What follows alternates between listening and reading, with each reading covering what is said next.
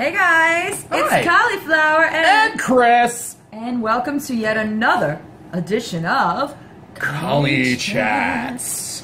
So tonight we are going to be doing a further of something we've done a few weeks ago, because by request we did this a few weeks ago. Chris's idea was to name our top 10 80s movies, because we think the youth of today needs to appreciate more of the movies that we grew up with, or the ones that we have personally loved. So now, by request, we have moved on to the 90s. The 90s. So we are here to give you a top 10 of our most loved, beloved, favorited, watched. Well, for me anyway. Studio.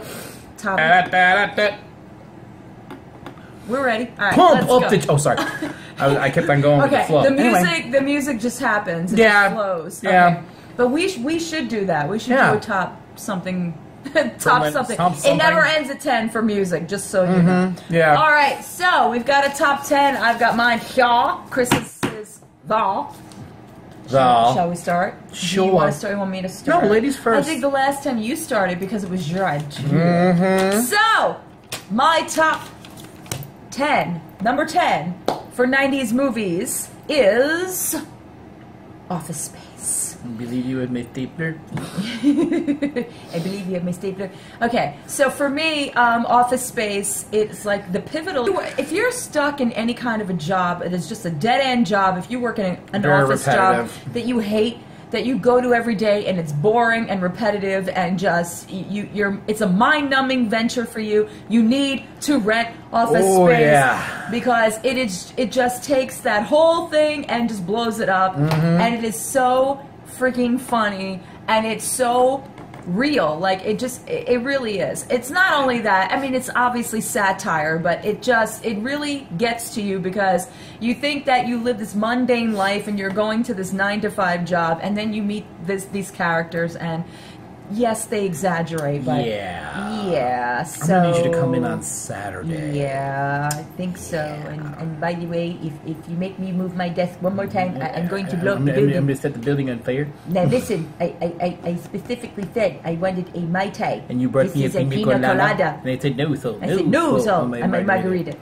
So the stars in it is Gary Cole, I believe, who is he was in Band of Brothers. Yeah, he's the boss in this movie. He's the boss. Never mind, I was thinking about there is, I forget his name, the main guy. He was in Swingers as well. Yeah, he was in Swingers, and then I saw him in Band of Brothers. He was exactly. He was in that. And he also, I think he plays the voice on these movies. There's a lot of these key lines that you pick up on, and that's it. You run with them. So that was my number 10. My number 10 is Dazed and Confused. That is like, yeah, man, high school girls. McConaughey. In one of his breakout roles, and also another person. If anybody out there are Rent heads, the guy Anthony Rapp, who played Mark in Rent, he was in that movie. You also have you have Jason London. You have Ben Affleck, which again is in his young career. It's kind of funny because Dazed and Confused, to me at least, is like the 90s version of American Graffiti. It's like the pivotal stoner movie, but it is a lot. But it's also American Graffiti. It's like in American Graffiti, it was set American Graffiti was done in the 70s, and it was set 20 years in the past. It's the same thing with Dazed and Confused. Well, American Graffiti was set in the 50s and done in the 70s. Yeah, 20 years in the past. So Dazed and Confused was set in the 70s, and made in the 90s. Yeah, and then made in the 90s. It's the same premise. It is the same premise. There's a lot of breakout stars. Oh yeah. Joey Lauren Adams is in it. She was in a lot of Kevin Smith movies. And if any of you know who we're talking about, please. I know. I just have to put it down below because I can't think of it right now. All right. Are we ready for numero 9? I was going to say, do you remember in Spanish? Nueve for me. Nueve? All right. For me, I picked a little bit more of an independent film because back in the 90s, I watched a lot of independent films.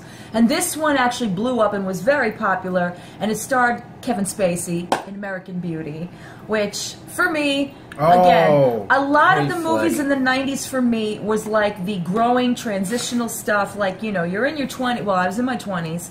And a lot of it is just like that kind of molding, kind of, you know, reaching for the meaning of life type movies, but it is wonderful. Kevin Spacey stars, and Annette Bening is his wife. Oh yeah, he didn't screw up once. Exactly. I love it.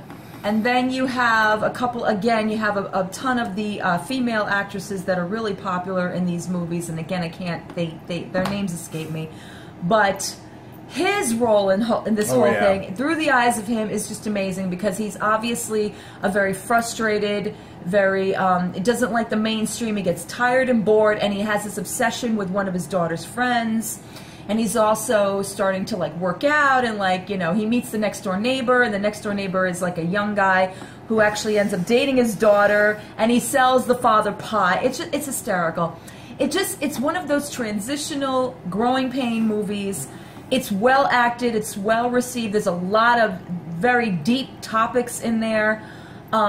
It's great for the ones who feel out of place. It's great for the ones who are just, you know, feel misunderstood. And I don't know, I embrace movies like this. Like, it's just that oddball movie, but it was such a great one. So that's my 9. A lot of, like, those of you who were teenagers in the 90s, what show did you watch on MTV most of all? Beavis and Butthead, right? Number 9. Oh my God. Is Beavis and Butthead Do America? Yeah, it was pretty cool. Yeah. It was actually... Why is it pretty cool there? Well, because it's cool.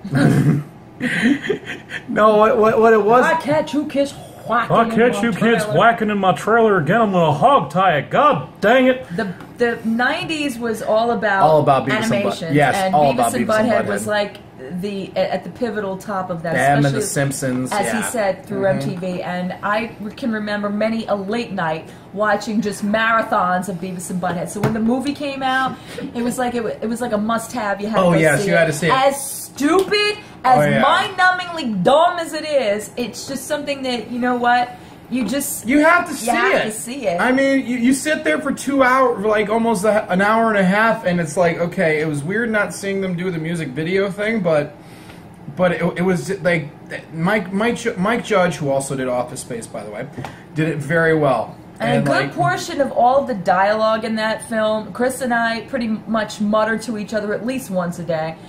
Hey, my gringo! Hey! What? For me, and a lot of people don't agree, this was actually on a worst movies list, but I love it, is Cable Guy. Okay, I'm sorry. For me, this was one of Jim Carrey's best roles, in my opinion. It stars him and Matthew Broderick. The two of them together on screen is just hysterical. I'm thinking about it right now and I'm laughing. For me, I could sit there and watch that movie over and over again. Matthew Broderick is so serious, you know, he's moving into a new apartment, he just broke up with his girlfriend. Here he meets this oddball cable guy who is so lonely and desperate for friends that he starts a conversation and he hooks up Matthew Broderick, gives him all these, like, you know, free things. My God. And the next thing you know, he's just looking to hang out with him. I'm sorry, for me, I can't. I mean, Jim Carrey to me is brilliant. There is so many satirical moments in this movie, just like he mentioned about the Renaissance Fair, and you know, they mentioned the high speed internet. It was like the highway. Yeah, it was like all these like things that are relative to us now. It started out in that movie, and it's hysterical. They touch upon, like, you know, romantic comedies, and they even touched upon the Menendez trial a little bit. Yeah, which was really weird. With, they made a parody of it. It was hysterical. Oh my God! I think my twin brother's been shot, and an Asian or something. And I think I heard him talking some language. I think it was Asian. Because we were also serious in the 90s. You know, okay, what's your 8? Could we should do TV shows too. We'll from do the 90s. that. Anyway, number 8 would be... Oh, I see what his number 8 is. Would be a lovely Kevin Smith movie. Lovely. I would describe it as lovely. I loved it. This is a very controversial Kevin Yes, Smith it was very movie. controversial, but it turned a lot of people back, actually, which was kind of weird to the Christian faith. Dogma. Dogma. It stars Ben Affleck and Matt Damon as two angels who were kicked out of heaven, and this lady in Men in Black, and anyway, she's the chosen one that has to spread the word, essentially, and she has to stop these angels from entering heaven. into the gates of heaven. Yeah. And there's so many cameos by some amazing people. You got George Carlin, you got Carrie Fisher, you got Chris Rock, who's got a major part. You got Salma Hayek, who's got a major part. You've got Alan Rickman. You've got Jason Lee, Jason Mewes, Jason and Alanis Morissette. I mean, there's so many wonderful cameos. This was a very controversial picture. It was funny as hell because of the way it's depicted. Because of course it's touching upon religion. A very touchy subject. But it was done in a very well. I mean, tasteful way. There's even a little thing in the beginning of it, like, you know, from the director stating that, like, you know... My number 7. What's your number 7, Dawn? Gonna get angry at this. What's your number 7, Dawn? My number 7, we're going to get very serious for this. And, are the lambs still screaming, Clarice? Silence of the Lambs. I remember when this came out in '91, I actually went to see it by myself. This has got to be one of the most effective movies I've ever seen in my lifetime. It is the most chilling, disturbing, most... I'm laughing, I'm sorry, but... Again, this was Jodie Foster's best, and obviously she won the Oscar for it. And one of Anthony Hopkins' best. And Anthony Hopkins as well, obviously. Jodie Foster, to me, is like... I grew up on Jodie Foster, you know, in the very late 70s, and as a little kid, she was a great actress. So she bloomed into this wonderful, wonderful actress. And Silence of the Lambs, I mean, everything about it is chilling, it's disturbing, it's dark, it's, you know, and the scenes, the incredible acting of the scenes, it's just lotion on the skin. Yeah, and they're again with the taglines in these movies, but there is, I mean, it's so scary to go into the mind of somebody like this. I mean, Hannibal the Cannibal was I think he was a real person, actually. Hello, Clarice. And, you know, she goes to interrogate him for clues on this murder case that you know, she's just somebody coming out of FBI school, and she's given this, you know, this person to have to interview, this main person, and what she does with him is incredible, is wonderful, and like I said, it is the pivotal movie of the 90s. If you don't see Silence of the Lambs. I don't know what to tell. It rubs the lotion on the skin, or it gets the hose again. Mama, wait.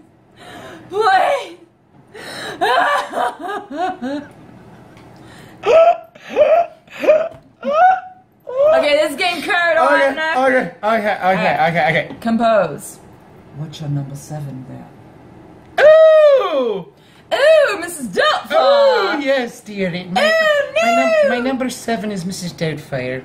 Because, I'm going to tell you, because the late, great Robin Williams, he was so great. Especially when he was, like, the best parts of the movie was when, like, you know, his brother Harvey Firestein was making him up in the thing, and then he was doing all the voices. I hope you're using Jungle Records, the only God I love. No, I look like Bobby. This is not working for me. It was such a shander. I should never buy Grimace for Memorial. It's so chewy. But I like this thing you've got going on. Matchmaker, make me a match. Find me a find, catch me a catch.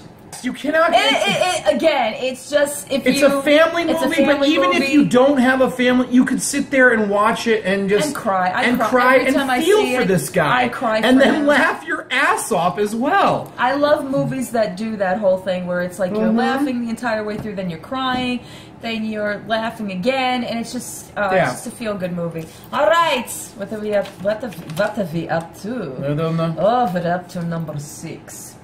Well, you know, I'm gonna talk about this movie because it's, you know, from where I'm from, you know what I'm saying? I'll put them in the bathroom, you know what, I'm gonna talk about The Bronx Tale. Oh, yeah. Alright, this is one of those sleeper movies. It's a great movie.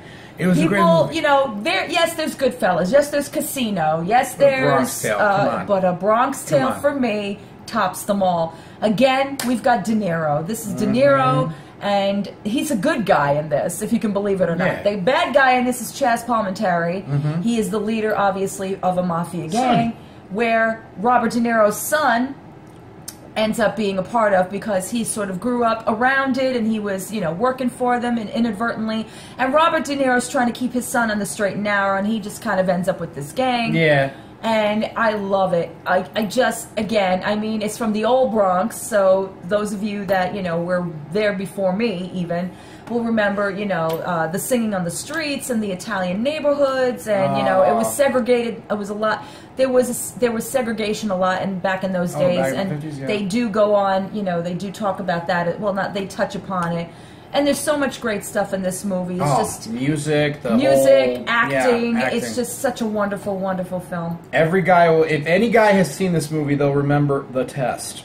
Oh yeah, the test. The test is when if the girl, I did it on her. The girl reaches over and pops up the button, she's a keeper. And I did it on her. And I did it. I did. Yes, she did. I walked around the back of my car and I saw her reach over and unlock my door. I'm like, and I did the same thing like in the movie. I'm like, yes. What's your next one? Oh my god. Well, the next one, it has Mr. Ice Cube and Chris Tucker in it. Friday. Oh, you got knocked the fuck out. Don't never. Come around here. That is just like, you know, there were so many hood movies, and we're going to touch. That's another subject we're going to touch on that, yeah, because there are a lot of urban movies in the 90s. We are doing an urban list, but this right here. And one of my other movies is on the list too, of like another, like, you know, hood. One of Ice Cube's first, like, you know, well, and Chris Tucker's first, like, you know, starring roles, and it was just so it's hysterically funny. It's hysterical. And again, it's like one of those ghetto, you know, it's satirical, but it's like the ghetto. It's like, you know, they made fun of a lot of the know, ghetto. Yes, the hood movies and stuff. The hood stuff. My number, we are on number 5. Number 5 already. Another Robin Williams best, and that is Good Will Hunting. Oh. One of my all-time, literally all-time. Definitely deserves back best in the supporting actor for 90s, that. I was a big Matt Damon fan, all right? I know him from the Bronx. He's from Boston. Boston, yeah. Boston. Back in the Bahama. I loved him in this movie. This is the collaboration of Matt Damon and Ben Affleck. Yes. These two made a wonderfully, just, again, insightful, it's everything. It's romantic, it's drama, it's, you know, it's the life of these, like, you know, these Boston kids growing up and how they end up. And Matt Damon is one of those that obviously has got a talent. He's got an amazing capability. His intelligence is off the charts. He's a genius. He can figure things out better than, you know, an average Harvard student. He meets Minnie Driver, who's another main actress in this movie. Of course, Mr. Robin Williams again. Ben Affleck, Casey Affleck as well. Yep, Stellan Skarsgård. Stellan Skarsgård. Wonderful movie. Awesome. Absolutely. Awesome cast. You know, you have to, it's just something Very that well done. It's not only Very me well done. explaining it to you, just you gotta experience rent it. It's one of those things you have to experience. Again, you know, it's one of those things that you just molds you as a person. We're number 4, right? Now we are. Oh yeah, okay. Well, no, it's your number 5, I believe. And you're down there. Oh, well, son of a gun. Well, my number 5 movie is... Oh, come on. If you haven't guessed it by now, you're not stupid. So stupid is stupid This list does. is like a box of chocolates. You never know what you're going to get. Forrest Gump. Come on. It is one of those... I mean... Not just, it's like, you know, when we were talking about the 80s movies that had the great soundtracks, this is another one that had a superb soundtrack. And the storyline was just great, and everybody was like, well, what's the movie about? In my opinion, it's about the American dream. Yes. Basically, it is about the American dream. It's about the American dream through the eyes of a man that obviously was born a certain way, you know. But his mama didn't seem that way. He wasn't seen that way. His mama built him up as, you know, she knew her son was capable of great things. He believed in that, and therefore he did wonderful things. And you go on that whole journey with him and Robin Wright, which was Robin Wright Penn at the time, Jenna A. Sally Field as his mom, you know, Gary Sinise as Lieutenant Dan. It's a heartwarming, just encompasses everything you want in a movie. It's one of those like major pivotal movies you need to see in your lifetime. So. Absolutely, and buy the soundtrack too. All right, guys, my number 4. We're getting down to the nitty gritty now. For me, as somebody who is very close and loves music and has also at the time in the late 90s started working in, I'd say, a record music store.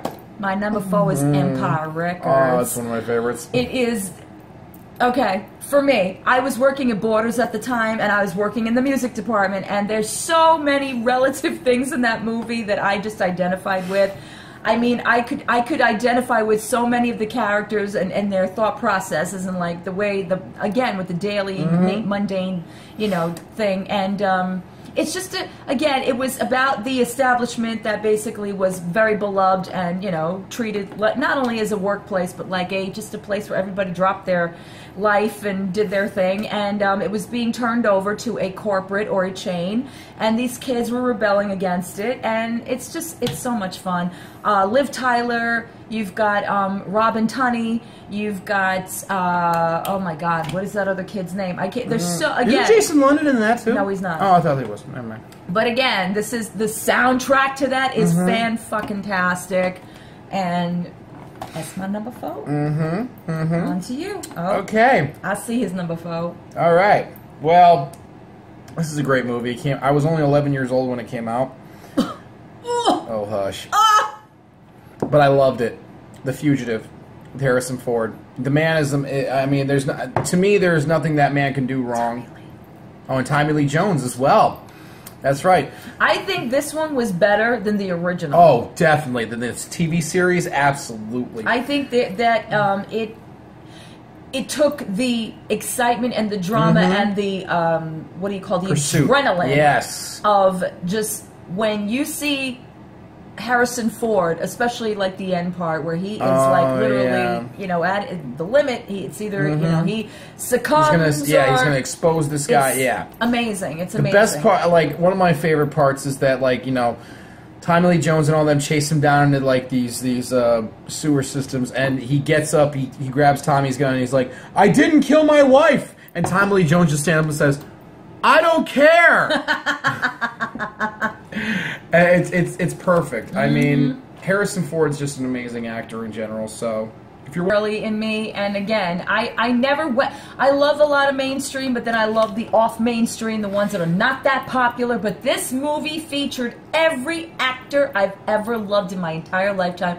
Starting with, I'll just say her name is Julia Roberts, and I'm not talking Pretty Woman. I am talking Flatliners. Ooh, good one, good one, good one. This has got to be... Good one. Okay, this is a thriller, a horror, a science fiction, a drama, and the cast in this is amazing. All right, let's start. Miss Julia Roberts, who right off the bat, that's my icon. I worship everything this woman does.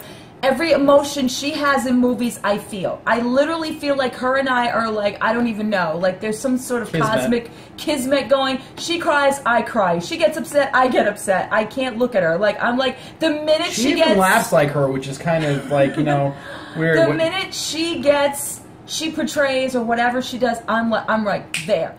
So it stars her. And then my favorite 90s actor is Mr. Kiefer Sutherland. Oh, I love this man. Kiefer Sutherland. Then there's Kevin Bacon. Then there's Oliver Platt. One of my favorites. I love him. One of my favorites too. I love him. And then there's the Baldwin. Nope, Baldwin. William? Nope. It's not Billy Baldwin. It's not Alec. It's not Billy. It's not. Oh God, what's the other kid's name? It might be. It's not Steven. It's not Steven. Are you sure it's not William? I think it's Matt. I think not Matthew. There's no Matthew Baldwin. I think it is Billy Baldwin. It's William Baldwin. Billy Baldwin. Yeah.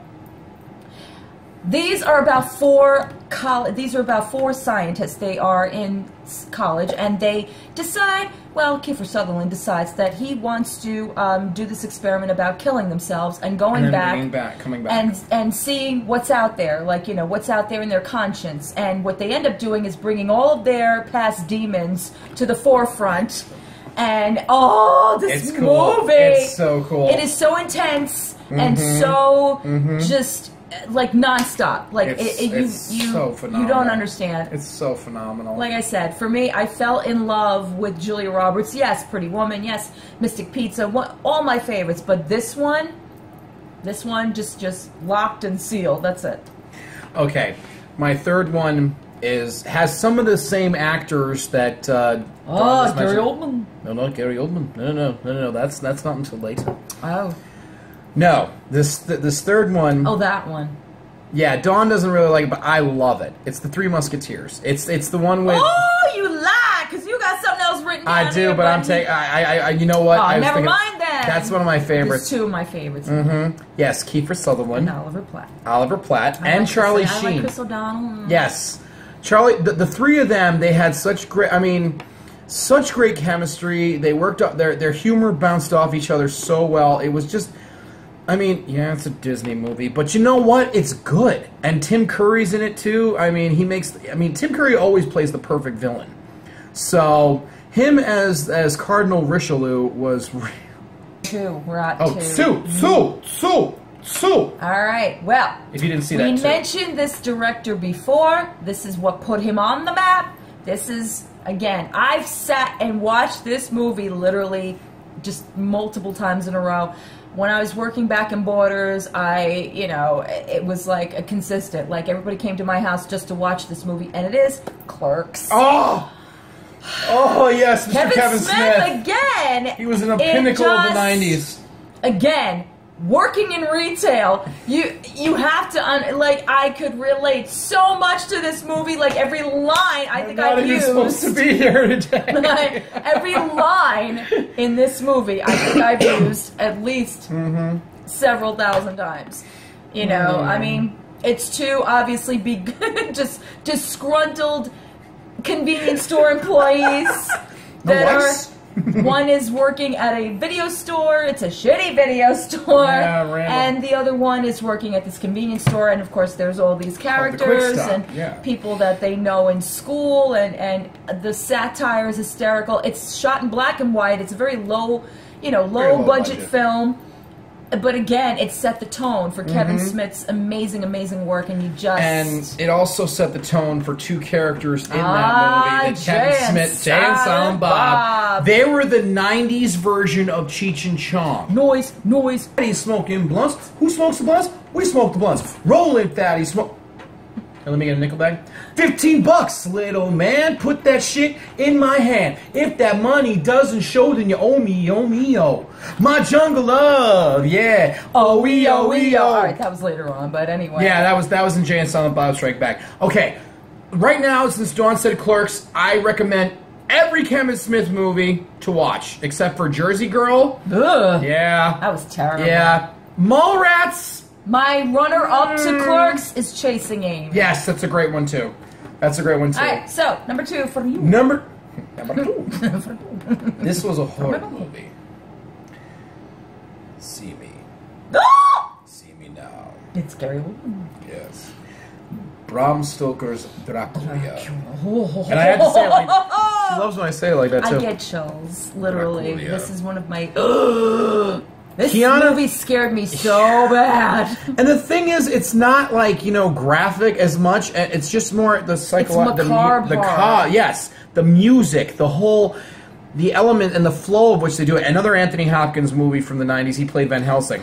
Hopkins. Anthony Hopkins. Carrie Elwes. Yeah, that's right, Carrie Elwes. I forgot about that. That's right. Another very big actor back then. Yes, Carrie Elwes is very big in the late 80s through the 90s. Early 90s. Yes. We've got Fear. We've got Princess Bride. We've got Liar Liar. Later on was Saw, Robin Hood Men in Tights. Yeah. And Men in Tights. I'm sorry. It was great. It was like, I was going to put that down as one of my mentionables too. Any Mel Brooks movie in the 90s. I loved them. But Dracula, I mean, it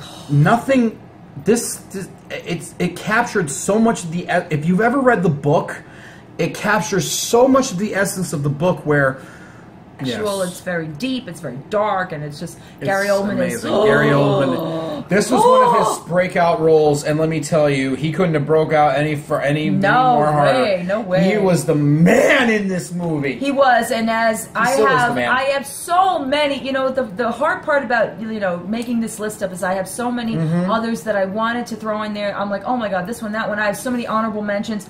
One of the honorable mentions that includes Gary Oldman for me is The Professional. Oh yeah, oh, yes. The man is fan-freaking-tastic in that movie. So my numero uno. This was difficult because again, I have so many honorable mentions, but for me personally, because this movie for me, it was just I was living vicariously through this movie at that time. I literally was. And again, Miss Winona Ryder, who stars in Reality Bites.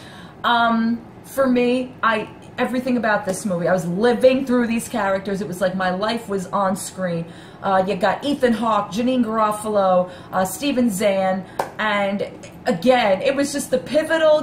They got out of college. They're working these shitty-ass jobs. Winona Ryder is fired from her job because of something that happened, and then just the trying to find yourself in the early 20s, and there's a relationship going on, but it's not sure if it should be. The whole thing. I'm sorry. I live vicariously through this movie. I've seen it a million times. I love it, love it, love it. It is just, again, for me, it's like I can't even compare it to this generation, you but can't. It's one of those things. If you love, there's so many references that just I can't. I love that movie. That's my number one. Either that or Casino, which is also a good movie, but Goodfellas, I mean, that was like the 90s version of, why am I speaking like Ray Liotta? Do you think you're funny? What Am I here to amuse you? Am I here to amuse you? I'm here to amuse you? No. He's a big boy. He's a big boy. He can talk for himself. No, what am I, some kind of fucking clown? I'm here to amuse you? Nah, I'm saying you're funny. I'm saying you're funny. Funny how? Ha-ha, funny? He looks weird when he laughs. Oh.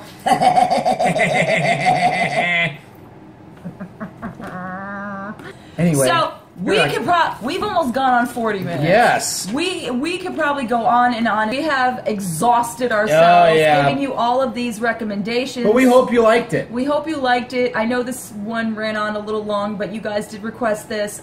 We have, we're like banks of like just, Banks? Banks, yeah. Funny. We're just like, we have so much stuff that we can recommend and talk about, and I guess the next thing we're going to touch upon is music, and we'll be here all day. So we hope you guys enjoyed this version. We hope you've enjoyed this session. I'm going rent Gorilla. Yes. See Dracula. See. Don't see us. Do not see me. Bye.